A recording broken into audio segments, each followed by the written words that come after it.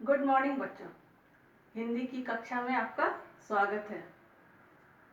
बच्चों, आज हम लोग पढ़ेंगे इब्न बतूता पार्ट 2 अर्थात पार्ट 4, जो हम लोग इससे पहले वाली कक्षा में पढ़े थे। ये कविता इब्न बतूता, ठीक है।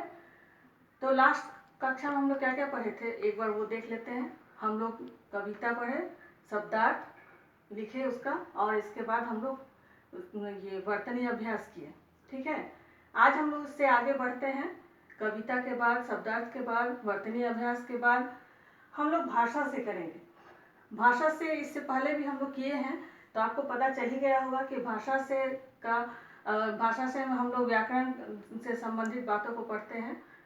तो पहला है, भाषा से पहला है, पहला नंबर 1 में है एक से अनेक बनाओ, ठीक है। पार्ट 2 में हम लोग इस पर चर्चा कर चुके हैं। एक से अनेक बनाओ यानी वचन बदलो। वचन क्या है? जिससे हमें संख्या का पता चलता है कि वो कोई भी वस्तु एक है, कोई वस्तु हो या प्राणी हो, जो भी हो, वो एक है या अनेक है, ठीक है।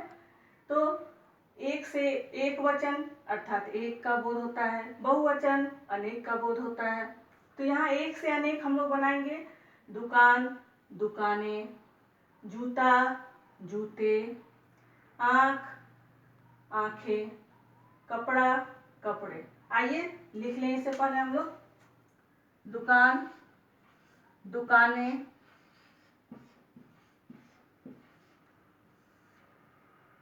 जूता, जूते, आँख, आँखें,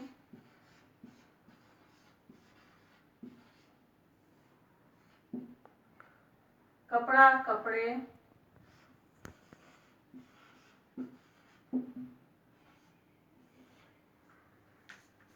तो इस पार्ट 4 में वचन बदलो या एक से अनेक बनाओ, ये केवल 4 ही था जो हम लोग ये कर लिए हैं, ठीक है। इसके बाद नेक्स्ट हम लोग नंबर 2 में देखते हैं क्या है, ठीक है।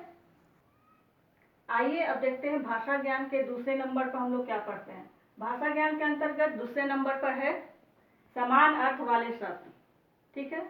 जैसे उल्टे अर्थ वाले थे शब्द थे जो बिल्कुल एक दूसरे से भिन्न होते थे, एक दूसरे से बिल्कुल अलग होते थे। उसी तरह से समान अर्थ वाले शब्द मतलब जिनका अर्थ एक हो, ठीक है। जैसे जैसे देखिए, ये क्या है? ये एक फूल है, इसे हम फूल भी कहते हैं, हाँ। इसे हम फूल और पुष्प दोनों का कहते हैं, और भी बहुत सारे नाम हैं इसके। ठीक उसी तरह सूरज, सूरज को हम लोग सूर्य, दिनकर इस तरह के नाम से जानते हैं।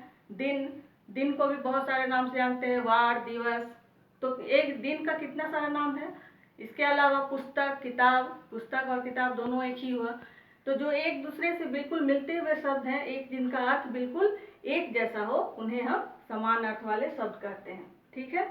तो अभी देखते हैं कि समान अर्थ वाले शब्द में हम लोग इस पाठ में हम लोग क्या क्या पढ़ रहे हैं। समान अर्थ में क्या क्या दिया गया है।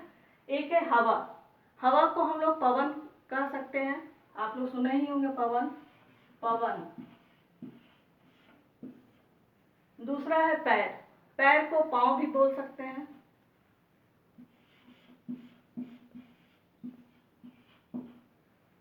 थोड़ी, थोड़ी का अल्प या कम, कम लिखते हैं यहाँ पे हम लोग।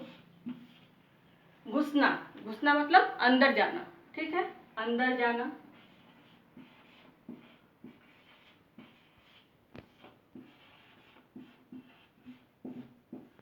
तो ये हो गया समान अर्थ वाले शब्द।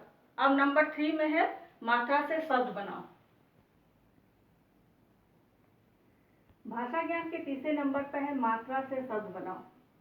मात्रा से शब्द हम लोग इससे पहले वाले पाठ में पढ़ चुके हैं कि हर स्वर से एक एक मात्रा निकलती है। मात्रा से जब शब्द बनाने के लिए कहा जाए तो आप देखिएगा कौन सी मात्रा वहाँ पे दी गई है, ठीक है। इसमें यहाँ पर दिया गया है बड़ी छोटी ऊ की मात्रा और बड़ी ऊ की मात्रा। छोटी ऊ की मात्रा से 2 शब्द और हम लोगों के बुक में, किताब में दिया गया है। एक है घुसना, दुकान। 2 और हम लोगों को लिखना है, ठीक है। 2 लिखेंगे, एक लिख देते हैं यहाँ गुलाब,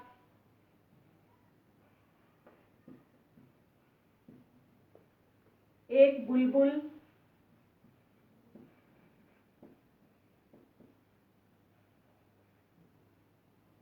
तो क्या क्या हो गया?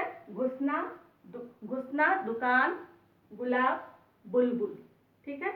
अब बड़ियों की मात्रा से देखते हैं।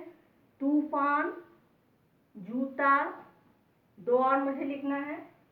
एक मैं लिख देती हूँ फूल,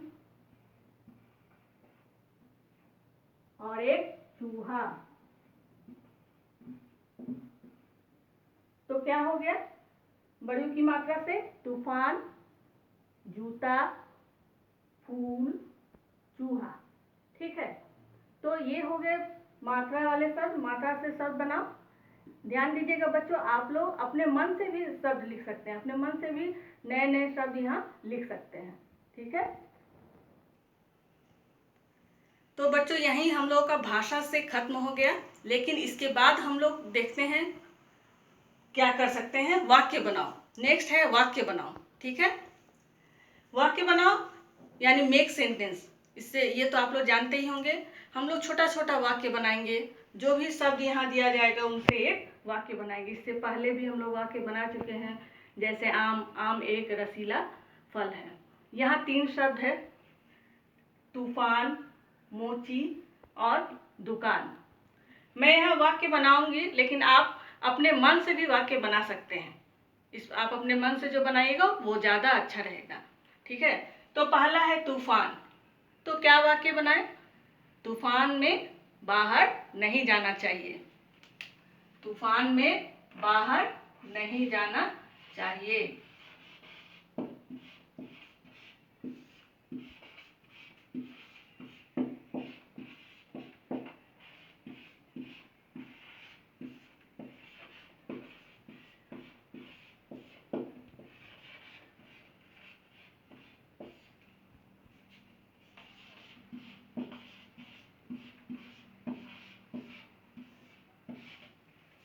दूसरे नंबर पर है, नंबर ख में है मोची।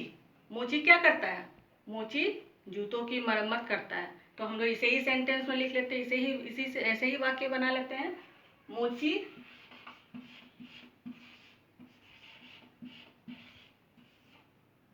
जूतों की मरम्मत करता है।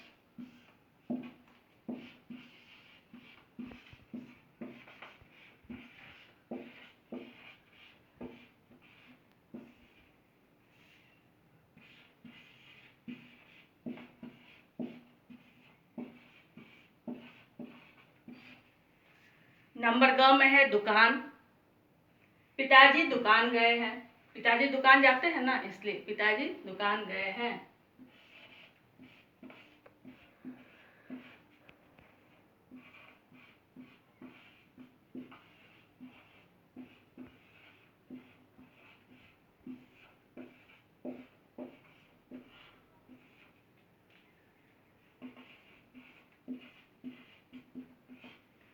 अब जिन शब्दों से हमने वाक्य बनाया है उसे हम अंडरलाइन कर लेंगे। जैसे तूफान, मोची, दुकान,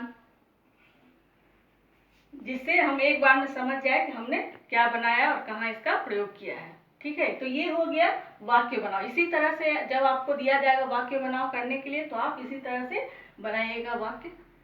और इसी के साथ ये पाठ 4 इब्न बतूता का पार्ट 2 यहीं खत्म हो रहा है। ये पाठ भी खत्म हो गया। ये हमारा इब्न बतूता है। आप लोग इनके ऐसा काम नहीं कीजिएगा और अपने अपने घरों में रहिएगा, क्योंकि अभी लॉकडाउन चल रहा है। ठीक है। धन्यवाद।